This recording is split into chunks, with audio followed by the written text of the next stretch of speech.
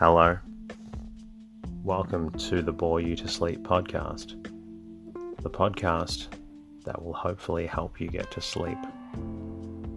I am going to read an open source book, one that is not particularly interesting, but one that is hopefully boring enough to get you to sleep.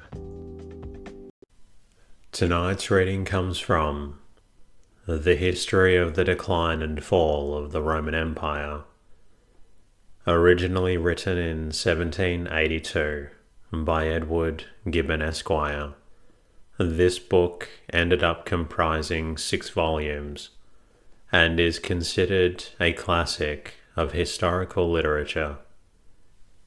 My name is Teddy, and I aim to help people everywhere get a good night's rest. Sleep is so important, and my mission is to help you get the rest that you need. The podcast is designed to play in the background while you slowly fall asleep. Thank you to everyone who shared their words of gratitude with me during the week. A huge thank you to new Patreon supporter Hope Whitman. I also appreciate your kind message and will continue to bring out many more episodes to help you and others relax and get a good night's rest. Your support on Patreon allows me to do that, and I'm appreciative of that. Thank you also to listeners who reached out via the website. To Elodie, I'm glad the podcast helps temper any anxieties that you may have at night. To Rooney, I'm sorry to hear that you've struggled with insomnia for so long. I'm incredibly grateful that this podcast has the ability to help you get the rest that you deserve. To Instagram users, Mick Moll, thanks for sending through the quick and kind message before you dozed off. Gregor Longson, I'm glad you and your partner get benefit from the podcast. Tonight's episode is actually based on one of your suggestions. I hope you enjoy it. All Spotify listeners, thanks for continuing to respond to the Q&A and letting me know what you thought about the episode of your choice. If you find the podcast beneficial, one way to help is to leave a review in your podcast app. Even one sentence helps out. And if you would like to become a patron or sponsor, please visit boytosleep.com. Whether it's $1 or $5, your monthly contribution allows me to bring out more episodes for those who need them. If you would like, you're always welcome to say hello to me at boytosleep.com. I'm also on Instagram and Twitter at boytosleep. In the meantime, lie back, relax, and enjoy the readings. The History of the Decline and Fall of the Roman Empire.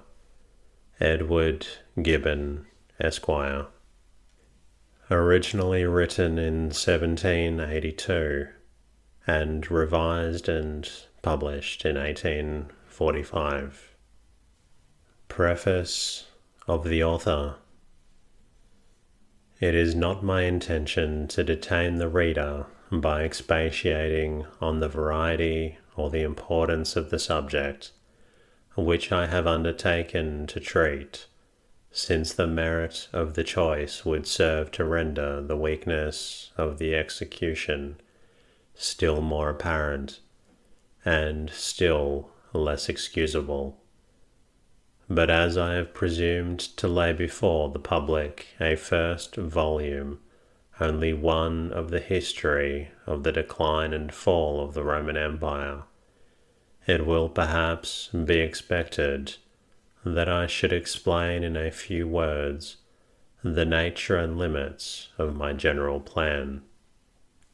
The memorable series of revolutions which in the course of about 13 centuries gradually undermined and at length destroyed the solid fabric of human greatness may with some propriety be divided into the three following periods.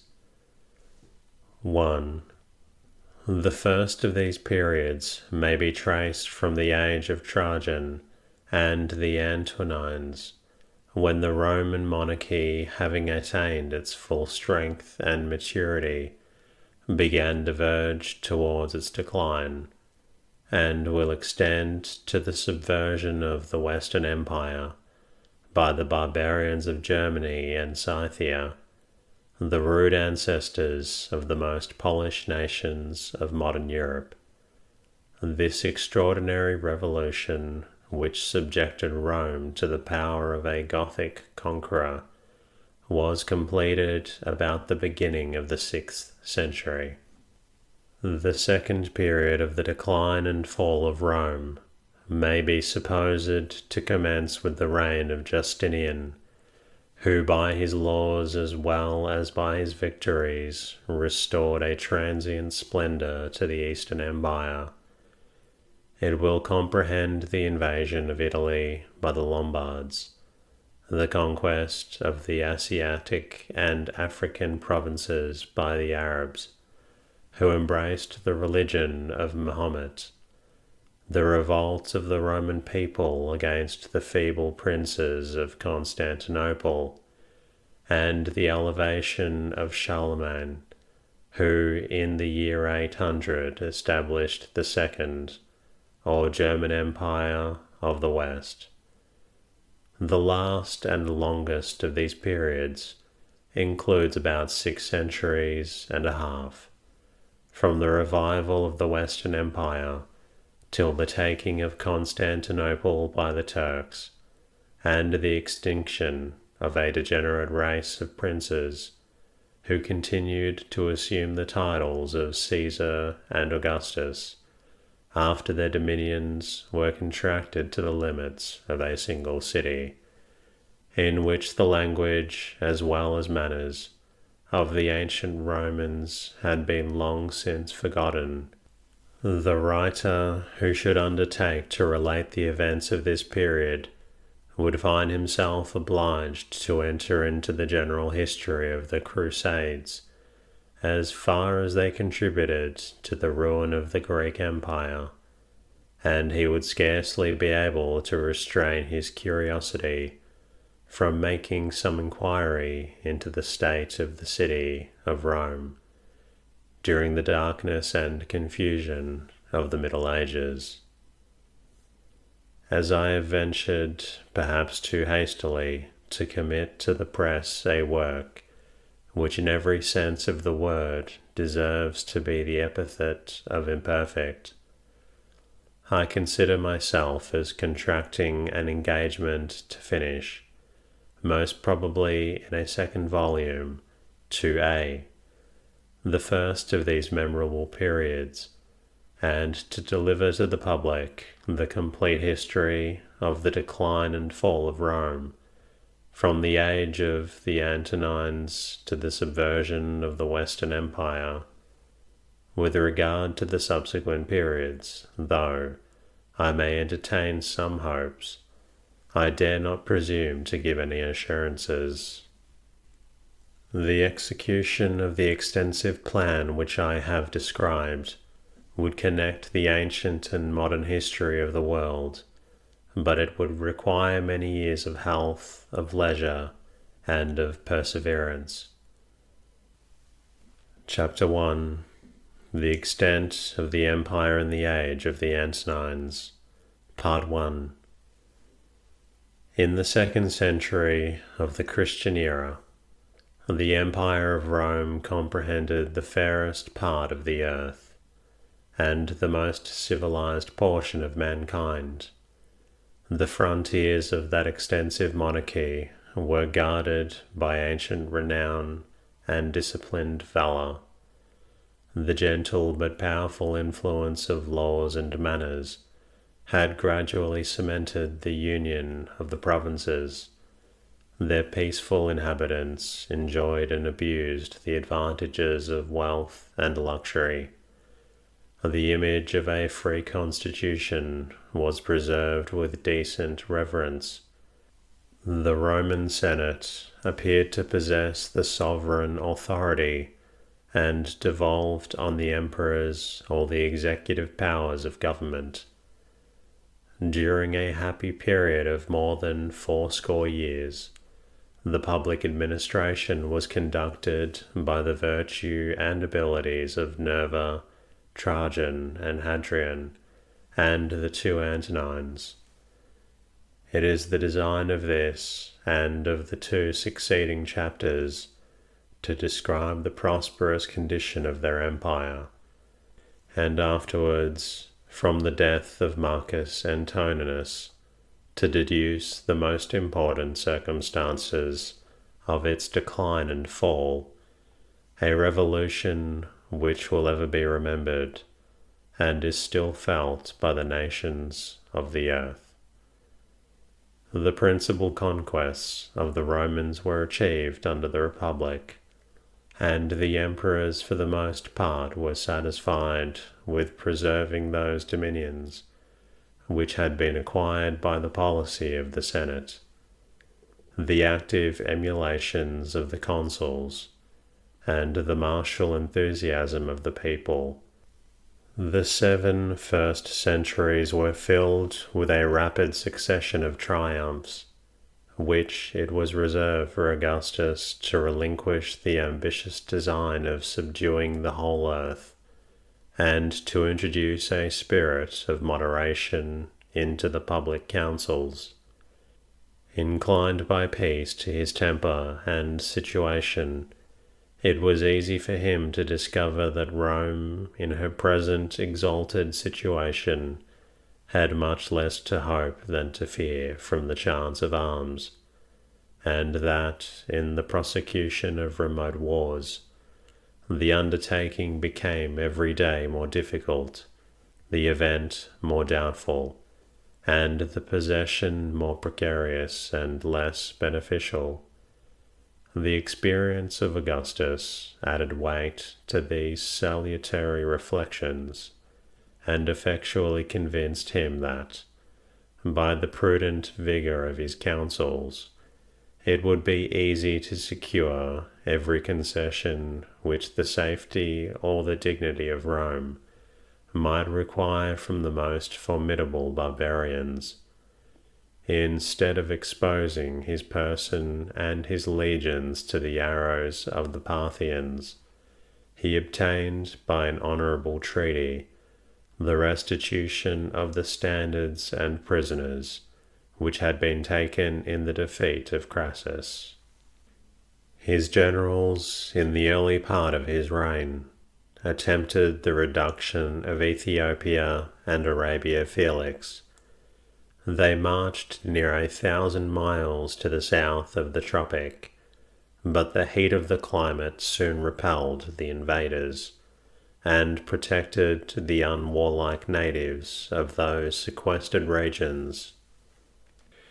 The northern countries of Europe scarcely deserved the expense and labour of conquest. The forests and morasses of Germany were filled with a hardy race of barbarians who despised life when it was separated from freedom, and though on the first attack they seemed to yield the weight of the Roman power, they soon, by a single act of despair, regained their independence and reminded Augustus of the vicissitude of fortune. On the death of that emperor, his testament was publicly read in the Senate.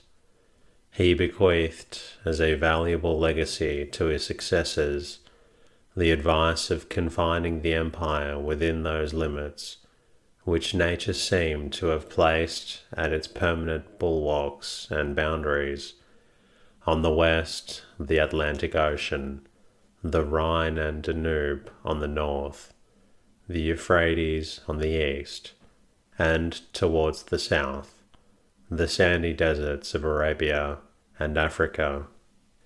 Happily for the response of mankind, the moderate system recommended by the wisdom of Augustus was adopted by the fears and vices of his immediate successors, engaged in the pursuit of pleasure or in the exercise of tyranny, the first Caesars seldom showed themselves to the armies or to the provinces, nor were they disposed to suffer, and those triumphs which their indolence neglected should be usurped by the conduct and valour of their lieutenants.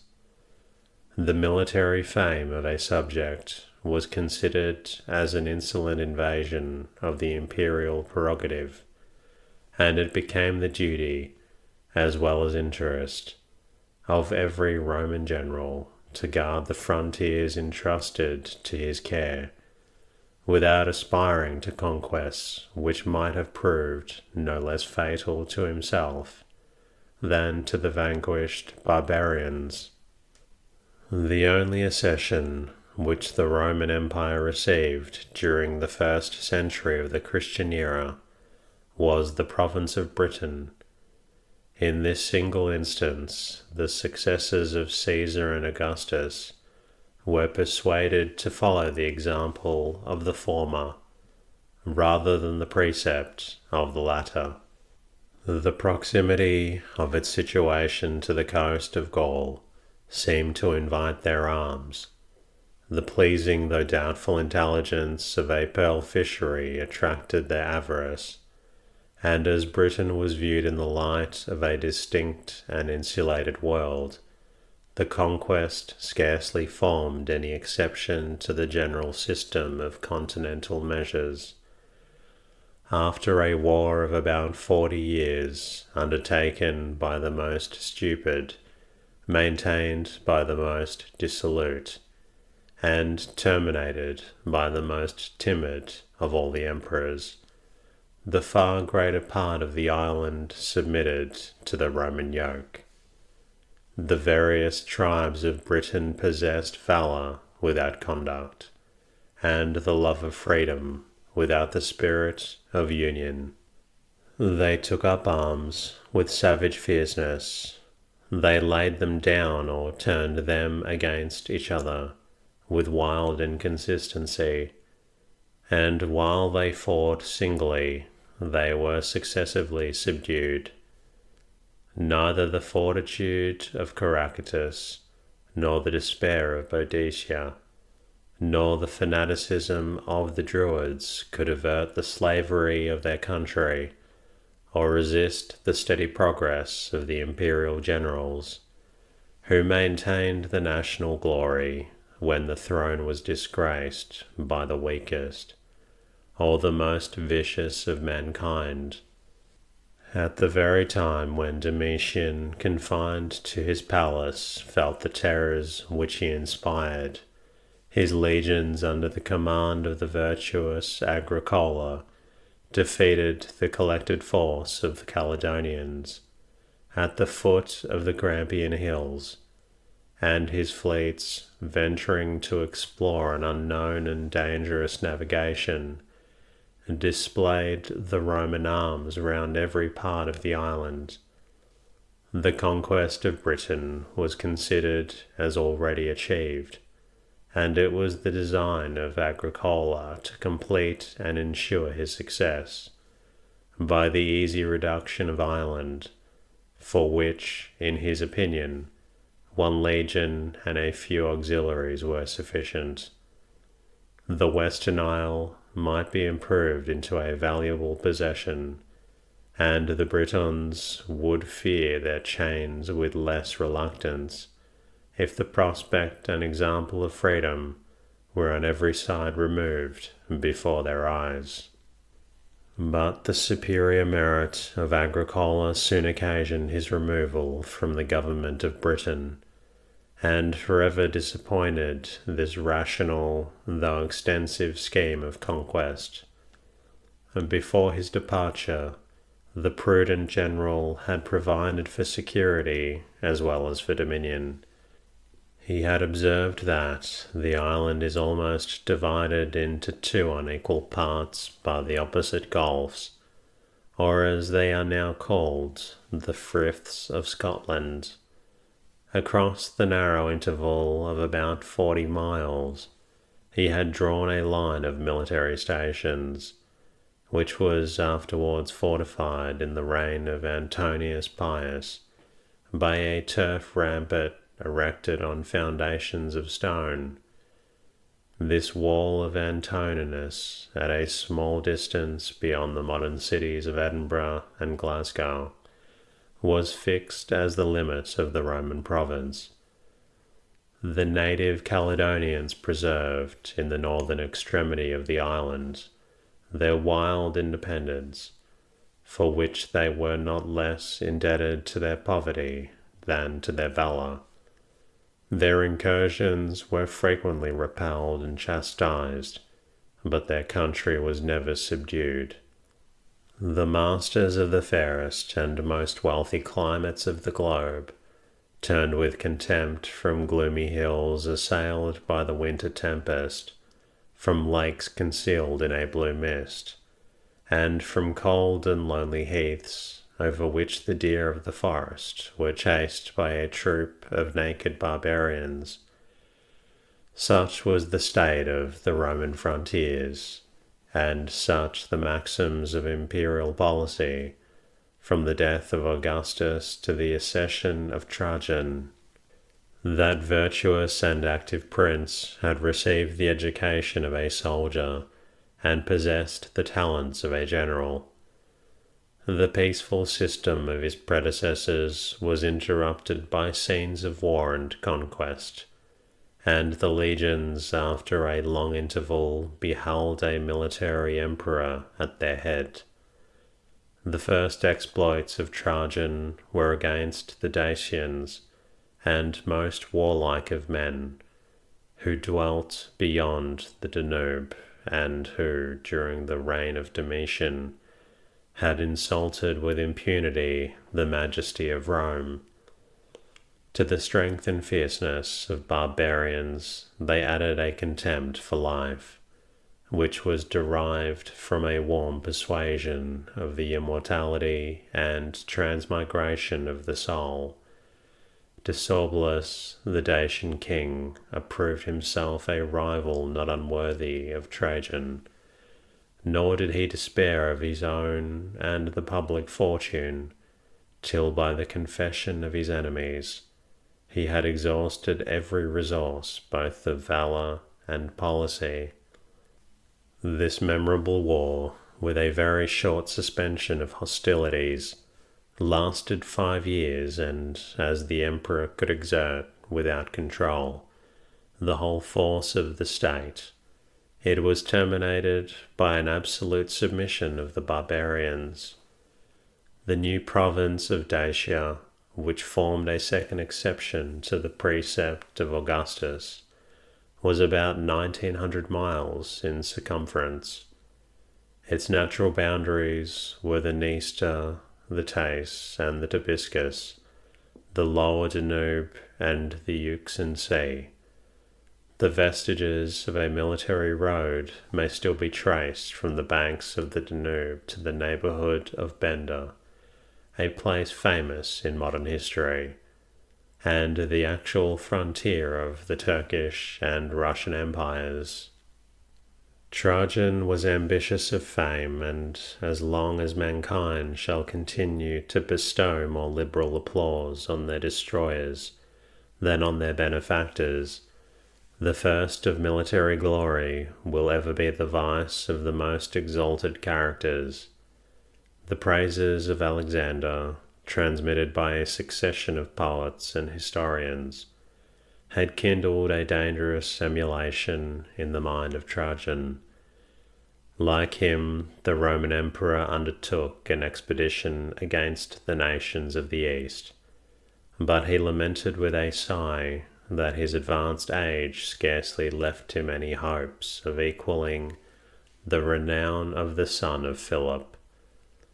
Yet the success of Trajan, however transient, was rapid and specious. The degenerate Parthians, broken by intestine discord, fled before his arms. He descended the river Tigris in triumph from the mountains of Armenia to the Persian Gulf. He enjoyed the honor of being the first, as he was the last of the Roman generals who ever navigated that remote sea. His fleets ravaged the coast of Arabia, and Trajan vainly flattered himself that he was approaching towards the confines of India. Every day, the astonished Senate received the intelligence of new names and new nations that acknowledged his sway. They were informed that the kings of Bosphorus, Colchos, Iberia, Albania, Osone, and even the Parthian monarch himself had accepted their diadems from the hands of the emperor, that the independent tribes of the Median and Caucasian hills had implored his protection, and that the rich countries of Armenia, Mesopotamia, and Assyria were reduced into the state of provinces. But the death of Trajan soon clouded the splendid prospect, and it was justly to be dreaded that so many distant nations would throw off the accustomed yoke, when they were no longer restrained by the powerful hand which had imposed it. It was ancient tradition that when the capital was founded by one of the Roman kings, the god Terminus, who presided over boundaries and was represented, according to the fashion of that age, by a large stone, alone among all the inferior deities, refused to yield his place to Jupiter himself. A favourable inference was drawn from his obstinacy, which was interpreted by the augurs as a sure presage that the boundaries of the Roman power would never receive. During many ages, the prediction, as it is usual, contributed to its own accomplishment. But though Terminus had resisted the majesty of Jupiter, he submitted to the authority of the Emperor Hadrian. The resignation of all the eastern conquests of Trajan was the first measure of his reign.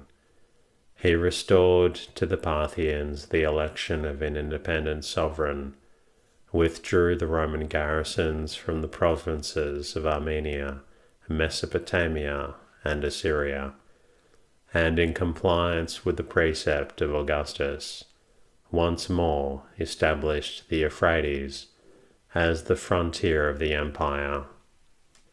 Censure, which arraigns the public actions and the private motives of princes, has ascribed to envy a conduct which might be attributed to the prudence and moderation of Hadrian.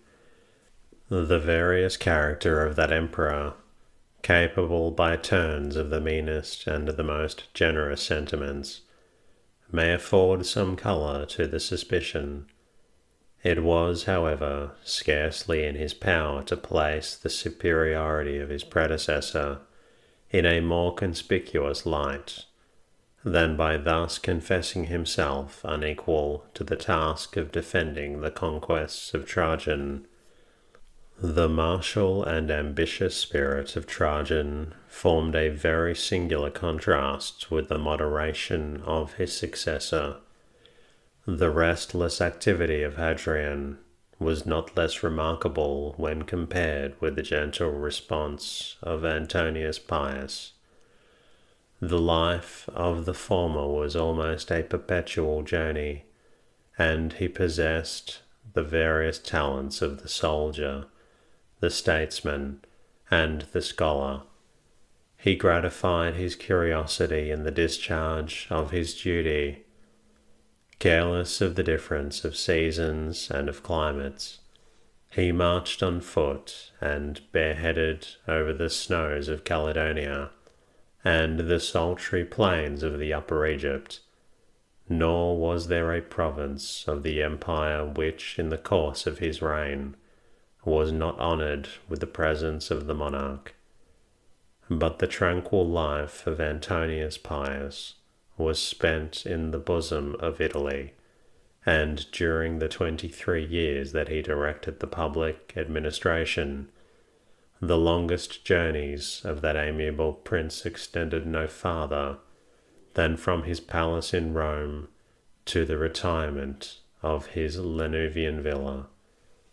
Notwithstanding this difference in their personal conduct, the general system of Augustus was equally adopted and uniformly pursued by Hadrian and by the two Antonines.